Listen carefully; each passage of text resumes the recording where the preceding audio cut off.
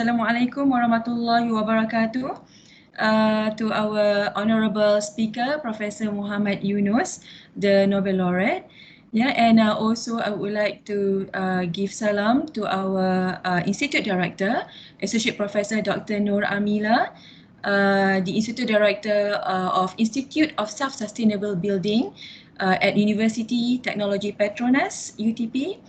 And I also would like to warmly welcome our audience, yeah, and they are watching us live, Professor Yunus, from the university's Facebook, which is UTP Facebook, University Asia Petronas Facebook, and also shared live through Yunus Center Facebook page. So, Prof, as of yesterday, as I mentioned to you earlier before we started our live session, yesterday we already had 500 people or 500 participants registering for our event today. So we really hope that all of them who registered yesterday can actually join us today, inshallah, yeah, Prof? Yes. So, yeah, so this event is actually jointly organized by Center of Social Innovation, or better known as Cosi, yeah, under which we have Yunus Social Business for Community Development. So we've been doing a lot of work for community development and research using Professor Yunus's models and also insights. Yeah? And this event is jointly organized with Yunus Center Bangladesh. So today we have an exciting topic, Professor Yunus, which is contributing to the changing world, pathing social business and social innovation to a circular economy. So we know that circular economy is gaining traction across the globe, and especially in Malaysia, we are also started to also embrace circular economy. But the question is, how do we embrace this very important concept of circular economy, but at the same time to also emphasize on social business and social innovation, especially for the benefit of the communities. So, but before we begin our talk, Professor Yunus, I would like to invite our Institute Director, Associate Professor Dr. Nur Amila, to give a few words of welcoming speech. So the screen is yours, Dr. Amila. Okay, thank you very much, Madam Chairperson, Associate Professor Dr. Sharina. Assalamualaikum warahmatullahi wabarakatuh to our esteemed guest today, Nobel Laureate Professor Mohammad Yunus. Good afternoon, everyone, and I hope that wherever each of us are, we are being safe and in good health. Yeah, I can see Professor Yunus looking very good, very healthy, alhamdulillah. Glad to see that, yeah. On behalf of University Technology Petronas, the Research and Innovation Division, the Institute of Self-Sustainable Building, and the members of the audience, I would like to record our heartiest thanks to Professor Mohammad Yunus for affording us your time today.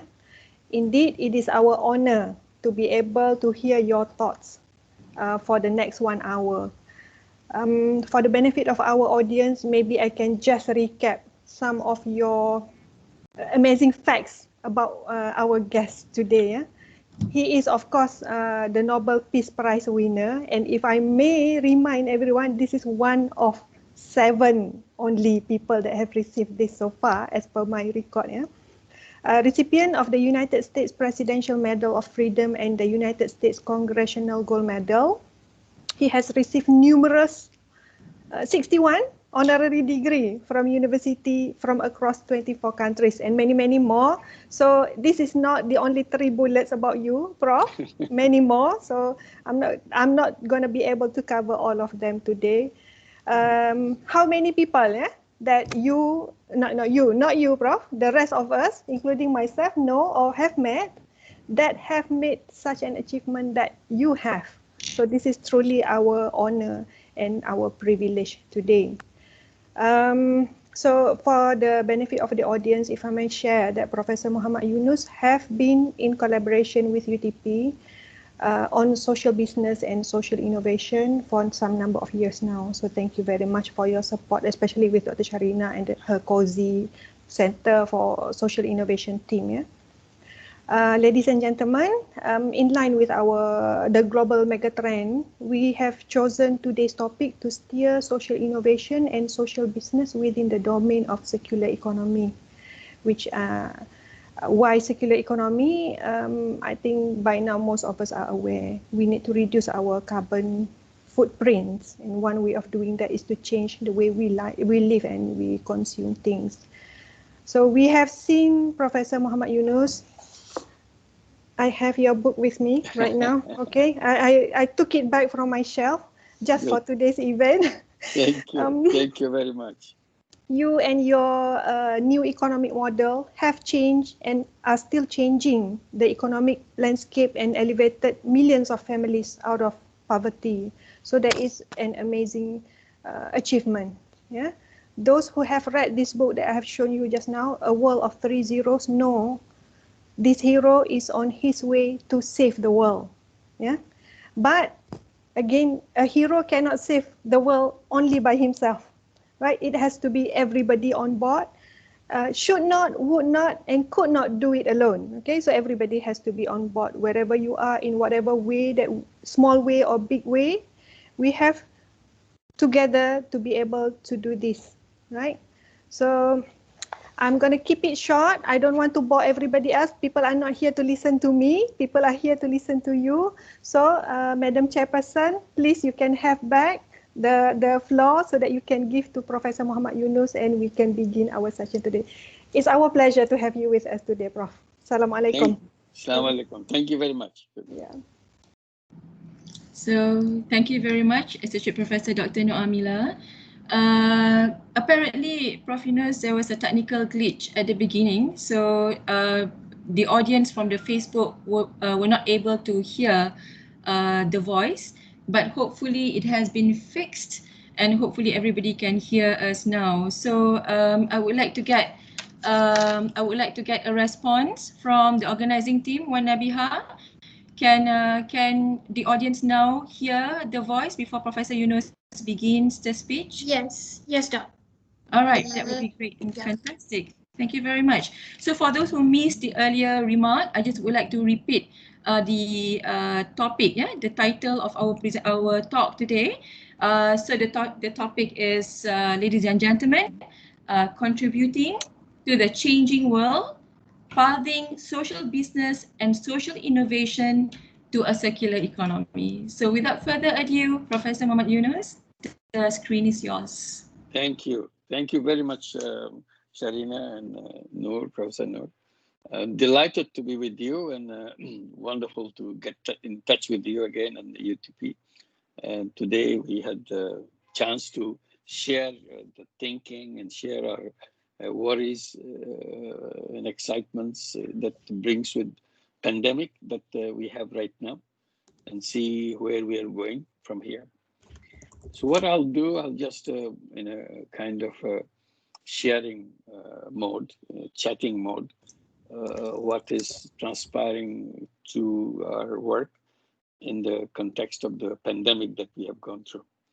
Several things are very important lessons that we get from the pandemic. One is it has revealed all the weaknesses of our system, all the ugliness of our system instantaneously, in a very vivid way, in a very visual way. We knew many of these things are happening in our economy, in the conditions of the people on this planet. That some was imagination, some was facts that we deal with, but we never saw in such visual terms, which has made it possible because of the pandemic attacking the world in a lightning speed, suddenly taking over the whole world.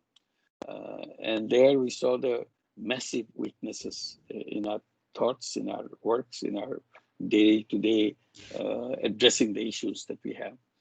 You mentioned about the circular economy. It's a more of a thinking process about the circular economy. We think about it, but we hardly practice about it. It's just the reverse. The economy that we have built is basically a wasteful economy. It's a total channel of creating wastages after wastages. And that's what brought us to the situation that we are right now. And Corona pandemic has stopped us to see it and reflect on it. That's what we would like to do in a few minutes that we have with us. We are caught unaware. The world was not prepared to address the problem of a pandemic that we are facing.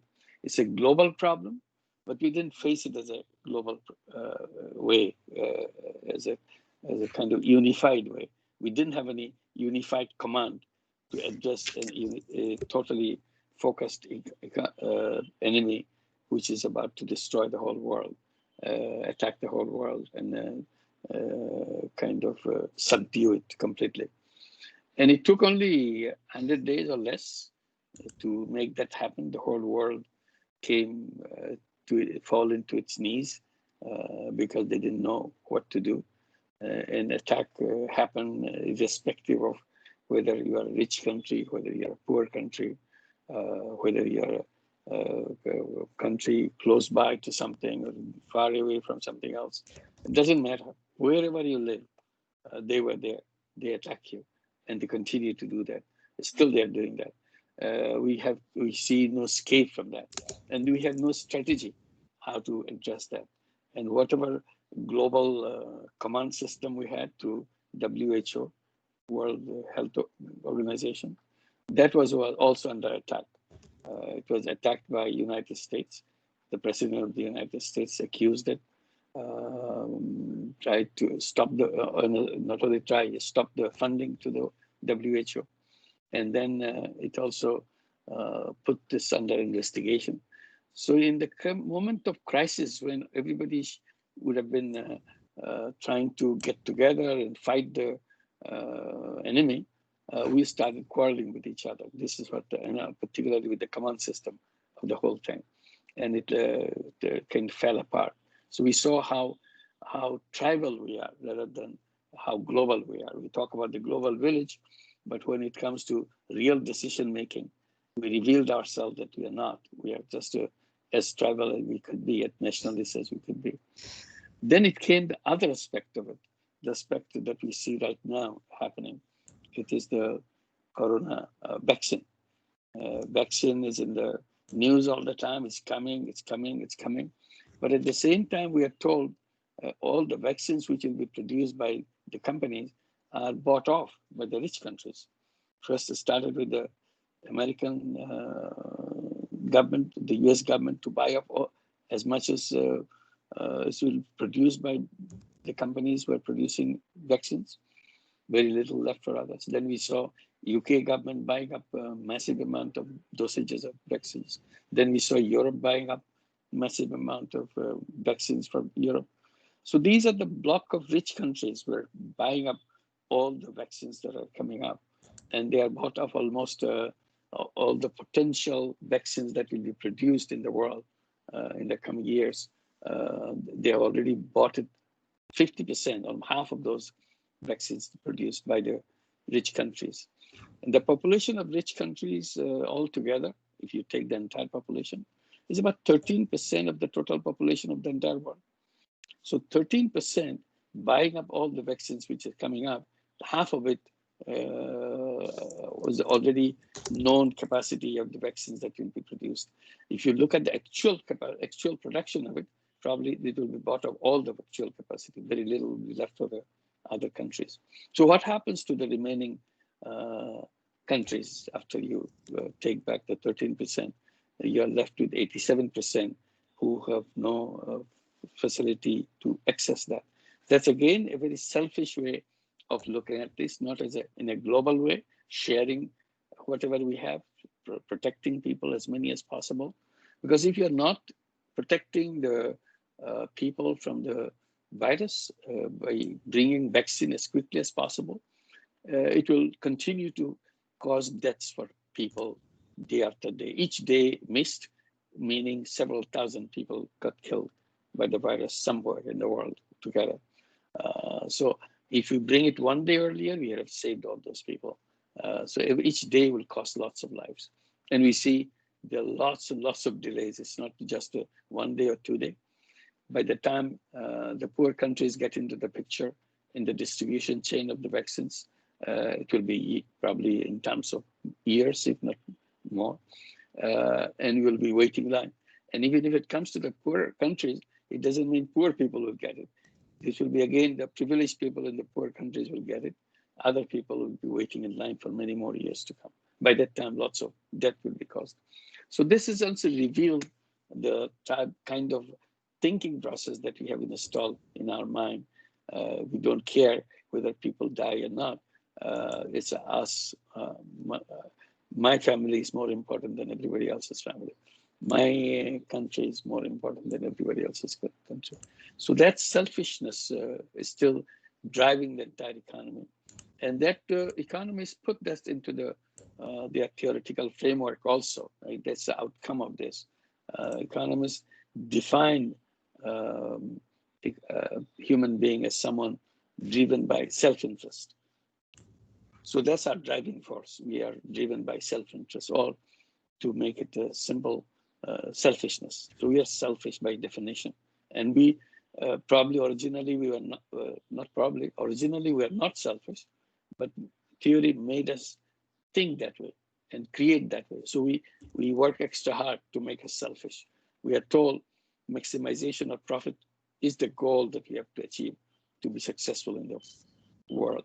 So we are desperately trying to be successful and make as much money as we can, irrespective of how we make that money, how we make this profit maximization possible. We don't care. Even at the cost of the whole world, we will not mind creating this profit for ourselves. So that's selfishness is the driving force of the entire economy. And that's what now revealed in the corona practices that under the pandemic situation that we have seen as is driven. We are trying to appeal to the world. I have been sending it out my appeal along with the participation with many of the important people in the world signing up this appeal, asking for corona vaccine to be declared as a global common good, meaning that it will not have any commercial patent right to anybody. It will be available to everybody. So this is something that copyright free. It's open source product so that anybody can produce it anywhere they want, so that people can have access to that vaccine. So that is the kind of situation that we are facing. We want to convince people, but that's not the direction we see it's happening. It's still rich countries declaring how many more vaccines they are buying up, 13% of the population. Again, declaring one after another how many more vaccines they will be getting for themselves, more than what they need. That's the sad part of it, is they don't need that many, but they want to buy it up in case they need it, in case some of the vaccines are not as good as the others. So they want to have control over everything. So that part is our starting point in this.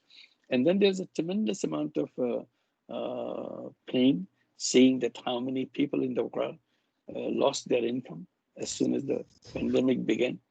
They were hanging by the nails for their life, but suddenly pandemic came and their nails failed and they have no income left. They have no business, they have no income, they have no jobs. They had very casual kind of jobs with no contracts, nothing, daily basis on the word of mouth. So they lost all their income sources, and their family is in distress. They have no access to food, no access to paying rent if they're working in the cities. And many of them are working in the cities as someone who's selling things on the street or cleaning houses or taking care of your garbage, cleaning the streets and so on and so forth. So that's the kind of people. And they're the majority of the people in the world.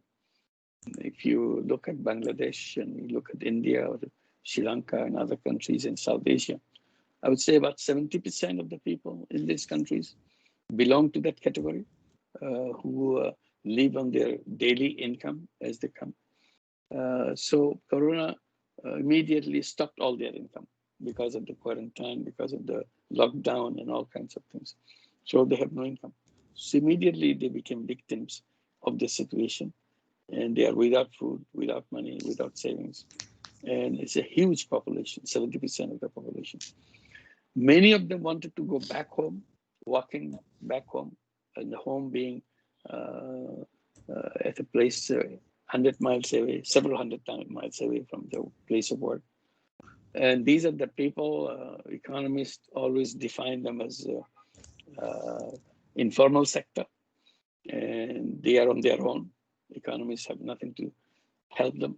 They say that this only to help economists can recommend is to create jobs for them in the formal sector. And jobs are not easy to come by.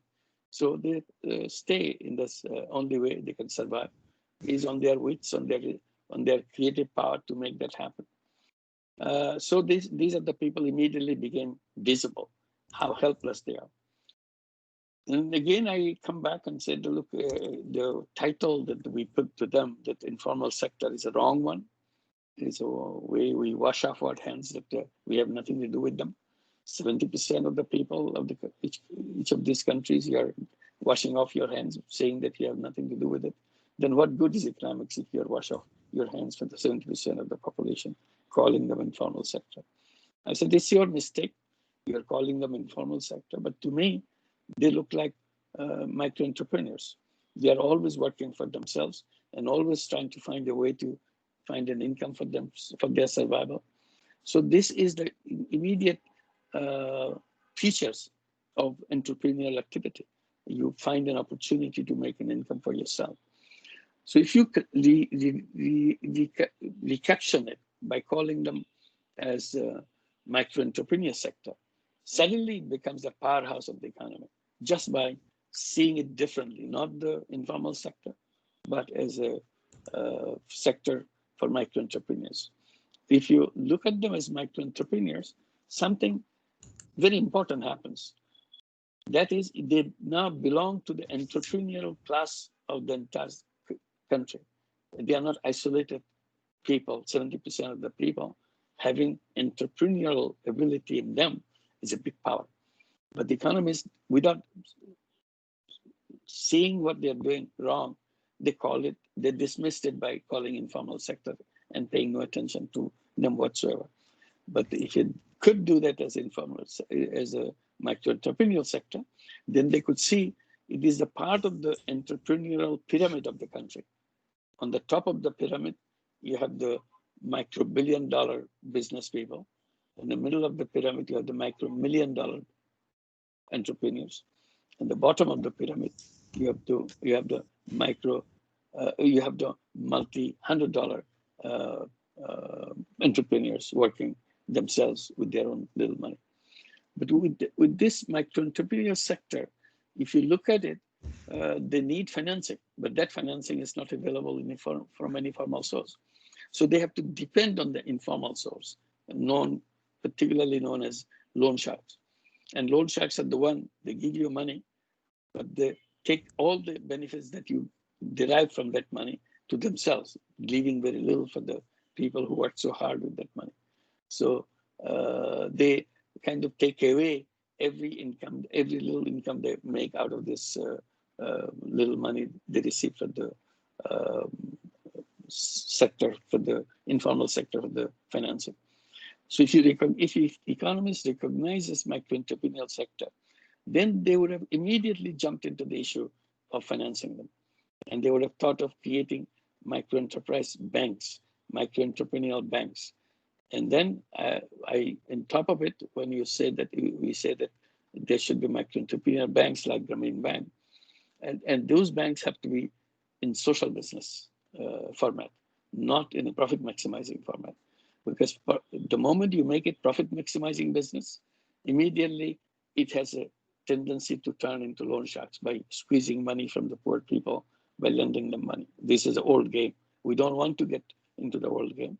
We create a new game completely. It's a social business, micro-entrepreneurial bank, meaning that these banks are not created to make money for somebody, for the owners of this bank, but these banks are created to help the people in the micro-entrepreneurial sector to move themselves from gradually grow up, grow bigger by their entrepreneurial ability take care of the children, take care of their housing, and so on. So this is the direction it should be going. And that brought us to our old thinking that we have been promoting, that the very definition of human being that we made in economics is the most damaging thing that it has done by making us selfish, by calling them someone who is driven by self-interest. And it's just self-interest, profit maximization is an expression of that self-interest. And it turned all human beings into kind of money-making machines. So we moved from being human being to money-making machines. So we have no idea or no consideration how to help other people, how to save the planet, how to make sure that we can solve the problems of other people. I said that's where economists went wrong. And we have to, our first responsibility in this pandemic season is to rediscover ourselves as a human being. By rediscovering, we'll see we are not only making money to maximize profit, we are also someone who is driven by common interest. Self-interest is one, but the common interest is other one. All human beings are driven by both of these aspects, common interest and the self-interest. Once we introduce this common interest into the picture, then we need two kinds of business. Business for self-interest, that will be profit maximization. You can do that, but with by respecting other people's rights, other people's life, and other people's future, and as a planet as a whole for the future. That has to be respected, even in a profit maximization. Today, those considerations doesn't exist. Profit maximization is the only goal. So when you talk about the circular economy, we sacrifice circular economy just by this definition. That's not where we're in. Circular economy question comes when we talk about collective interest. Then the circular economy, how do we protect the circular interest? How do we protect the planet? That's our collective interest. And one good demonstration of it is the demonstrations made by young children on the street. I'm sure it's all over the place in Malaysia, in Southeast Asia, everywhere in the ASEAN countries, as well as the rest of the world. Young children marching on the street, calling themselves Fridays for Future. And so Greta Thunberg started the whole campaign, and now it became a global campaign. These young people, the teenagers, school children, they're marching on the street, blaming their parents, saying that you are totally irresponsible people. You stole our future.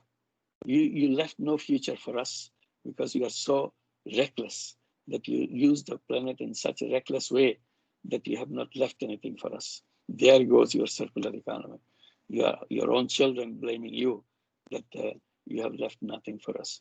A circular economy will be the other kind, where each generation will hand over the planet as a safer planet, more safer planet than they inherited it. So each generation will make it more safer than they found it when they accepted it. And that generation who received it will make sure the future generation that is coming will have it still safer one than this generation has received it. So in each cycle, it will be a better planet than the one they have received it. We are doing it the reverse. Our children is making it very clear, blaming us for not leaving any future for them. If our children are complaining about the future and how we have been irresponsible, we destroyed their future, we stole their future, imagine what our grandchildren will talk about us, because their life will not be there. Our children, at least they became teenagers by now, and they're marching on the street. But their children, meaning our grandchildren, will not have even that fortune to come to the street, because before that, they will be over, because this planet doesn't have much time left in the picture. So this is the direction we are going. Unless we redesign our thinking process, the circular economy has no chance. Circular economy has a chance when we discover ourselves differently, different human being than we are doing it right now, with a selfish direction, with the profit maximization, making money as our God. We kind of fall in front of the God that we created for ourselves, that decides our life, that decides our planet, and this is very destructive. When we are talking about the pandemic and this circular economy, Another thing comes out very, very vividly to me, and I've been mentioning that again and again. I was saying that, look, there is this big rush, big eagerness for every country, every government, all the businesses in the world to rush back to the world that we are coming from before the pandemic began. So we are trying to go back to pre-pandemic economy. We don't like the way pandemic has caused the damage to the economy. So we want to make sure we don't spend much time in going back to the pre-pandemic. As if pre-pandemic was our heaven. We want to go back to our heaven. This is not good, and that was a good place. And I try to remind people, why are we thinking about going back? The world that we are coming, the pre-pandemic world, was a terrible world. It's a world which is waiting to get destroyed right away. So we are in a countdown situation. Countdown has begun. We know very soon it will be all over. This planet will be uninhabitable for human beings. That's the direction that we are moving. Why? For simple reason of the global warming. If you take one case, why it is unlivable planet, this will come very vividly. This world will about to end because it will be unlivable for human beings. And we have only few years left. So that's why our children are marching on the street saying that you destroyed our future, because they cannot have a full life for themselves by this time. So how much time we are left for that? Maybe 20 years, maybe 30 years at best, and that will be over. So why should we rush to our death? That's the question. Is this the same decision that go back and destroy ourselves? If that world is like something that, as I'm describing, if you all accept it, that yes, that's the scenario that we believe, because scientists are telling us that's the kind of world we'll be heading for. I said, this is like a train that we are riding, and it was moving very fast before the pandemic came. There's a rushing to our final destruction, and that's the direction we are going. And we had no way to stop the train. And we are just counting our days as a countdown has begun, when the finishing line will get there and it will be all done. That's the end of human civilization on this planet. It's all over. Luckily, pandemic came, stopped the train. And we should be very grateful to the pandemic. The train has stopped. And if you see the train has stopped, that means now we can get off the train. We don't have to stay in the train. We can get off the train. Now we can decide, should we get back to the train as quickly as possible and rush back as we are going? We have interrupted this train in the middle of it. Now we have to pick up the speed and go back again on the same speed and the same destination. Will it be the right decision? I said, no, absolutely, that's the wrong decision.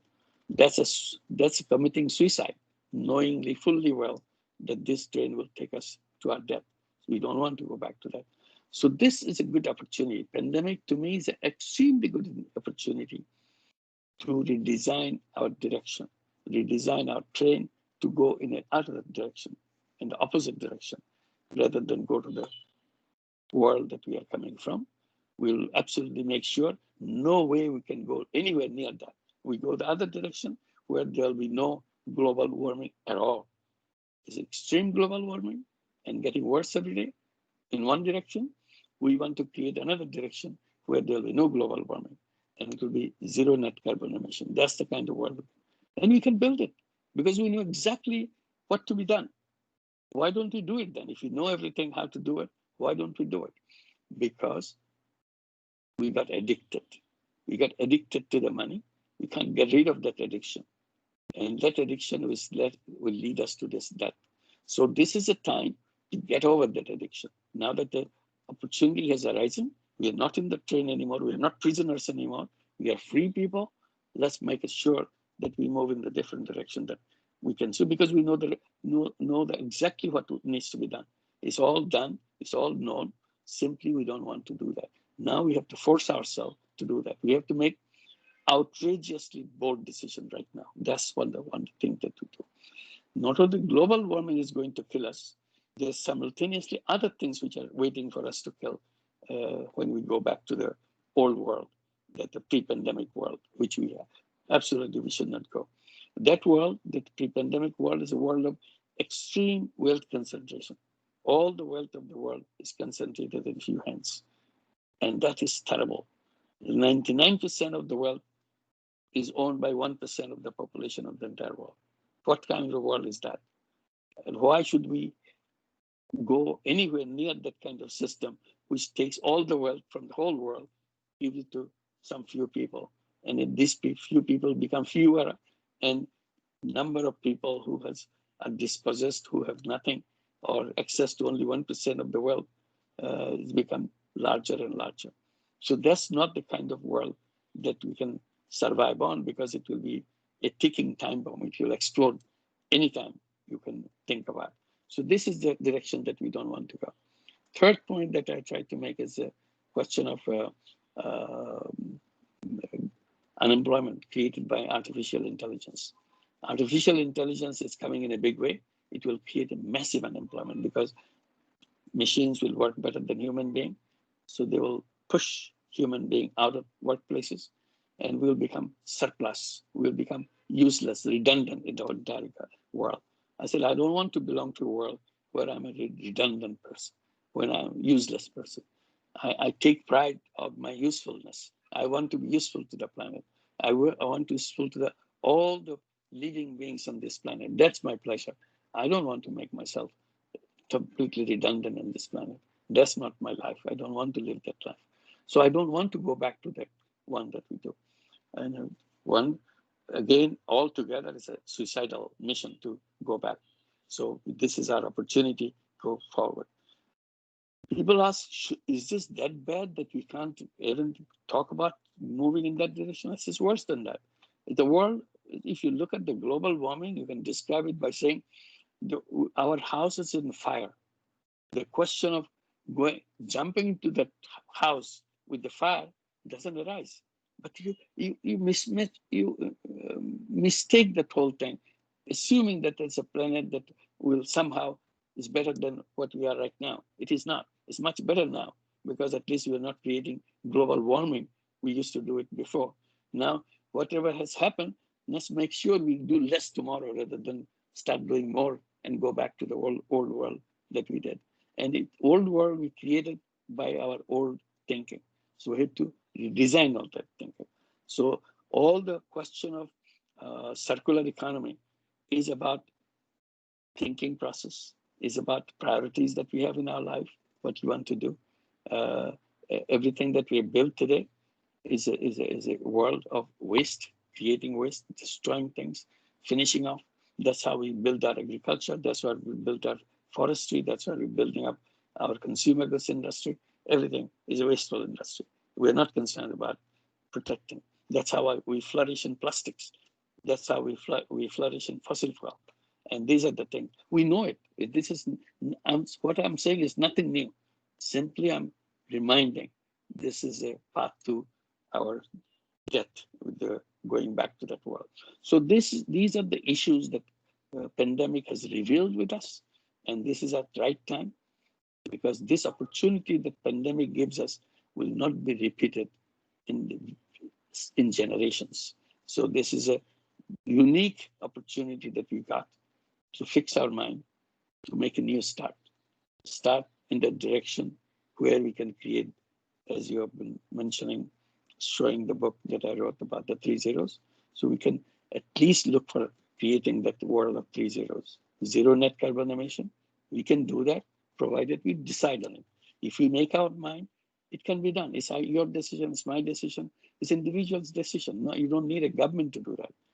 If we don't do things to create, to support the fossil fuel industry will be gone. If we don't consume the things which needs global warming, then the global warming will be conquered. We don't need to go there anymore. So these are our personal decisions, but we have to teach our students, young people, how wrong we are. We have been responsible for creating this wrong world, and it's our responsibility to fix it before next generation or this generation keeps raising their voice and saying that we have already stolen their future. We have to apologize to them and make sure that we don't do it. We make sure their life, they will inherit a better planet than we found ourselves. That's our promise that we have to keep. Thank you very much. I'll stop here and let you guide me to your questions. All right, thank you very much, Professor Yunus. Thank you. After listening to you, you really learned a lot, and it's very insightful, very inspiring indeed. So, Prof, you know that from your talk, and we all know that the pandemic has really taught us a lot of things, a lot of sad things as well. And as well as like what you mentioned earlier just now, we also, I mean, you have given us a new perspective to know that the pandemic does have a positive side to it. Does give us an opportunity to redesign the way that we do things, and that actually brings us to the notion of circular economy, to look at how we arrange things and do things differently from the way we used to do. So, Prof, there is this one question that is related to the comment just now. You know, social business, social entrepreneurship. So, how then, Prof, can how can you give us some examples of micro entrepreneurship which could help the families whose economy is severely affected by COVID-19? So this came from Petronas staff from upstream Petronas. So, Prof? What I meant, you just, I don't have to create this in my mind. Every day we see people on the street, what they are doing. These are all micro entrepreneurs, the people who live on their own, producing things, selling things on the street, selling things in the marketplace, and the police coming and kind of forcing them away from the path because they are unauthorized occupants of the street and so on and so forth. They have no right on anything. So these are the people we're talking about. And the people who do the handicrafts, make their own thing, create their own productions of handicrafts and so on. And they make a living by doing that. So these are people, everyday people. These are the people who surround us, who are either in a formal job or privileged businesses and so on. These are but the rest is, as I said, 70% of the population, most of the countries. So what can be done? The system doesn't support them in any way. And the most important thing is the creation of the financing system. That's the most initial thing that we have to say. The finance is the fuel for entrepreneurship. If you bring the fuel, then entrepreneurship starts burning, it starts running, it gets the force inside of it, it creates the steam inside of it. But that steam doesn't, that oil doesn't come to them. It's not created for them. So we need to create those financial system and so on. And there are other rights like licensings and all the formalities that the government will impose on them if they go into businesses and so on, make them easy for them. Why don't we create agency which interacts between the micro entrepreneurs and the government? Because they don't understand the language of the government, because they never could fill up a form or tell us exactly the information that you're looking for. So there'll be agency who will be acting on their behalf. They will be speaking on, they'll be on their side, not the government side. So they will represent them and explain everything to the government so the record is right. Nobody's cheating anybody else. By filling up that form, he or she establishes some rights on the street corner, on the products that will standardize their pockets, products and so on. And she has all the rights of a businessman and so on. And they will be creating their own chamber of commerce. If the other businesses have their chamber of commerce, why should these micro entrepreneurs have their chamber of commerce to deal with the government so that their policies are changed, their authorities are not cruel to them, helpful to them? So these are the kind of things, whatever you want to be useful to them so that they can do in a peaceful way rather than struggling all the time trying to protect their money that they make today from the loan sharks, from everybody else, the policemen, everybody is trying to snatch that money from him. So how to protect them so that they can feel secure, that they have rights, they can do their things in a peaceful way. As long as they want to continue to rise in the business, they can continue to do that. Okay, thank you, Prof. So there's another question that we would like to ask. I will read it because this is from a viewer from the Facebook. Assalamualaikum, Professor Dr. Mohammad Yunus. In your book, you did mention that our current GDP system does not and cannot tell the whole story related to economic growth. You left it open, challenging the readers to think out of the box and find the new measurement system for this. May I know if there is any idea that you have received throughout any of your discussion after writing the book, Prof? No, it's very simple. Anybody can guess how we want to make that. What is it that we want to measure? We want to measure how good the life is. So you pick up any kind of index that this is the reflection of the people, reflection of the happiness of the people, and so on. Today, one person has huge amount of money, and the rest of the 99% has nothing. So you add them together, suddenly you see everybody has lots of money, because the big guy has all the money, so averaging out, everybody gets more money. So that's a wrong system. I said, if you want to look for the per capita income, just find out the per capita income of the bottom 10%. If you find out the per capita income of bottom 10%, then you see the quality of the life of the bottom 10%. Instead of kind of submerge it into the life of the richest people in the country and put them together and have an average, then average will be way up than reflecting the condition of the poor people. It's all question of what is it that you want. So you don't pull everything together and make an average. Average doesn't represent anybody. If an average doesn't represent anybody, that's no average at all. So we have to go back to the segmentation, that this is a 10%. If you want to make it a bottom 10%, and the next 10 decile, first decile, second decile, third decile, you make those coming to get the information from that. Then you'll see the differences involved. We don't do that. In economics, we don't talk about even with the wealth concentration. There is no figures. Nobody will give you any figures. Simply they say the per capita income as such. What do I do with the per capita income? If you say, just as I said, X amount of wealth is owned by Y amount number of people, then I understand what you're talking about. But here, we don't even talk about it, as if that's something that shouldn't be known by you. It's a keep secret. Why should we keep it secret if it is so? If 1% in the country owns all the wealth of the country, we should know that who is this person. Like we count the number of billionaires. How many billionaires Malaysia has?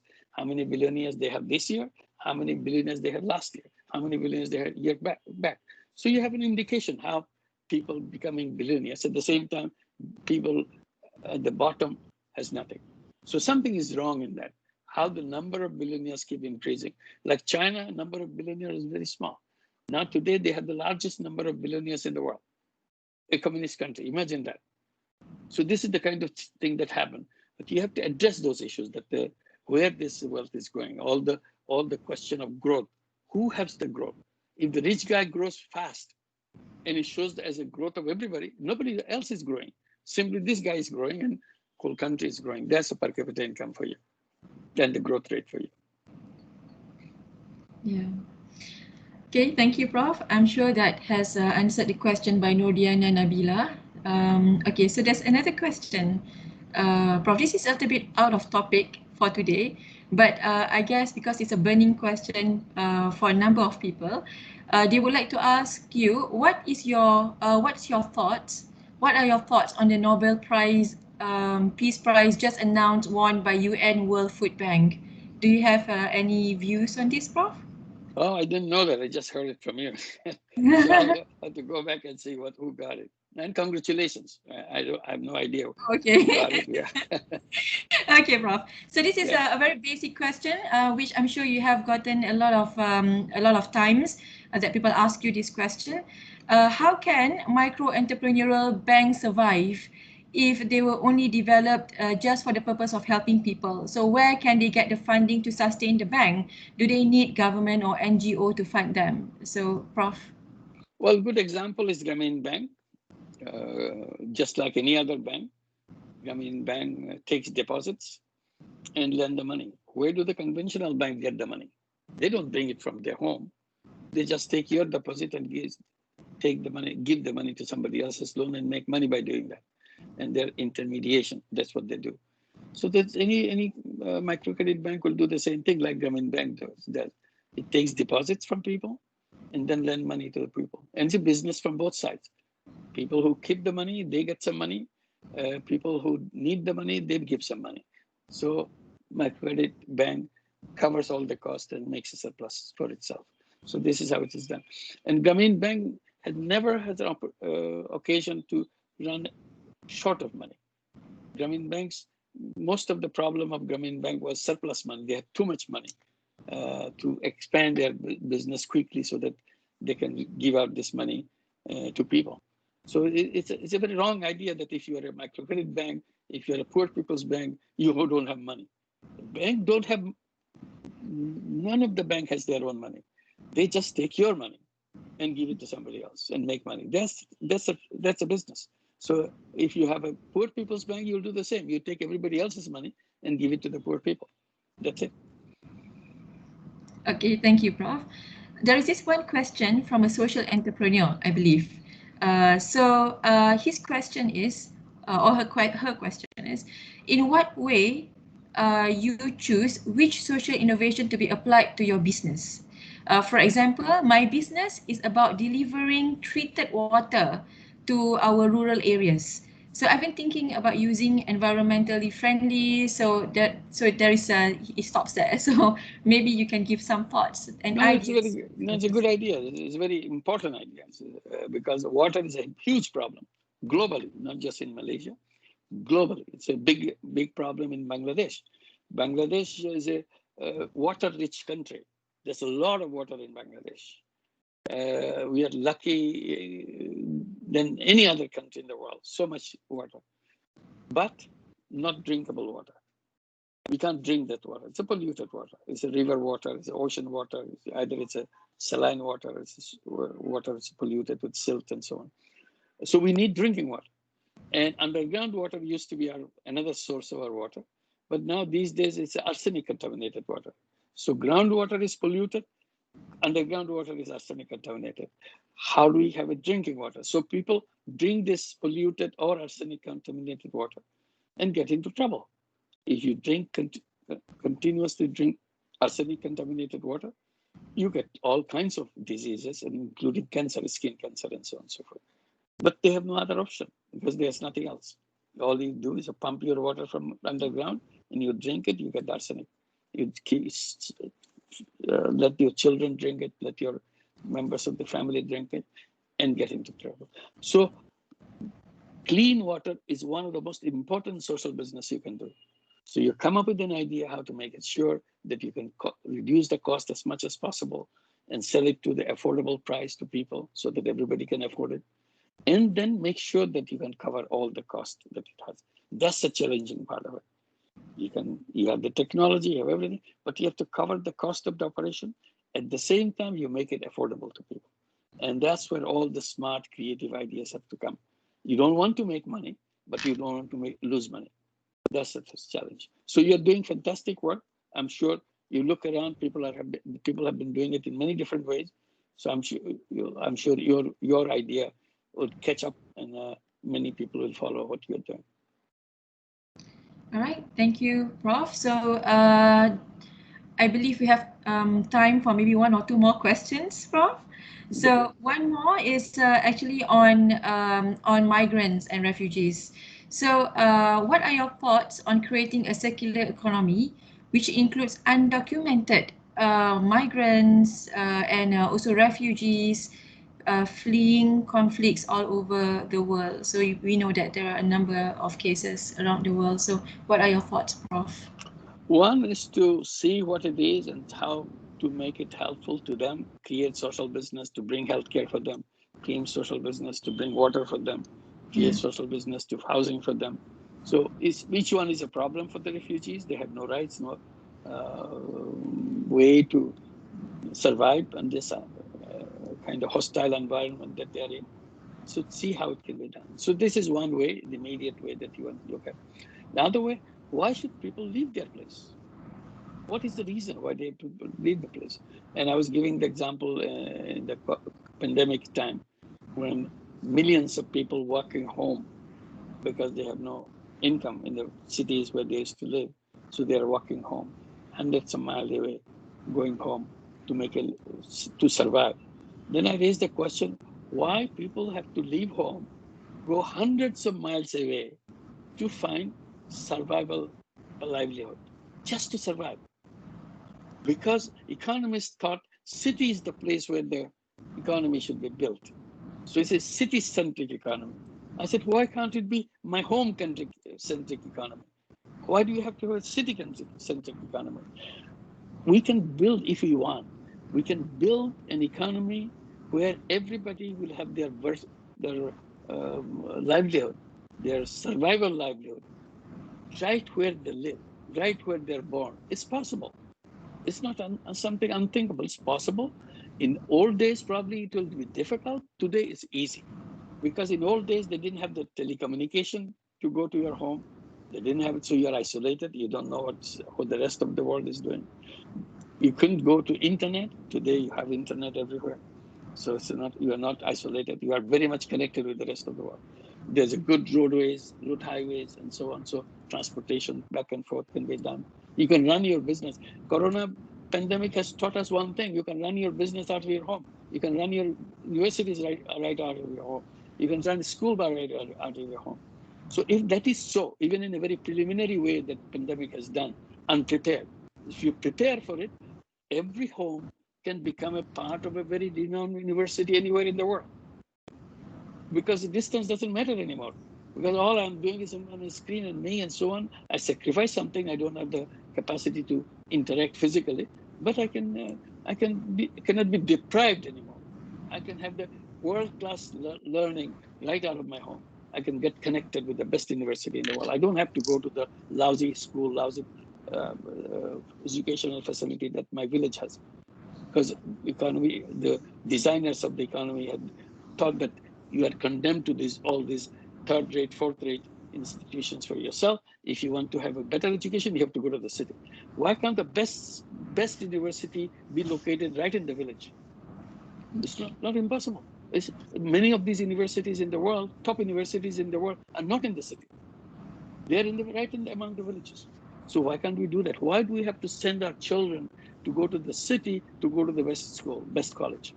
And then they get so used to that urban facility, they don't want to come back. So the cities become isolated, abandoned, villages become abandoned and so on. It's all thinking process, how you think. If you think that my birthplace is the thing, the whole world will come to my birthplace. I don't run around the world. The world comes to me, and that's possible. Right, thank you, Prof. So actually, in the interest of time, we can perhaps consider one more question, Prof. We have a long list of questions from the audience.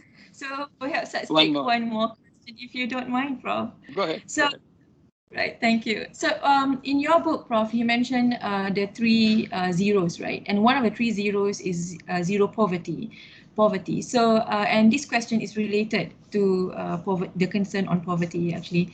So the person mentioned that the UN estimated that the economic fallout could push an estimated 500 million people into poverty, and that's very serious, and take global development progress back 3 decades, primarily in emerging economies.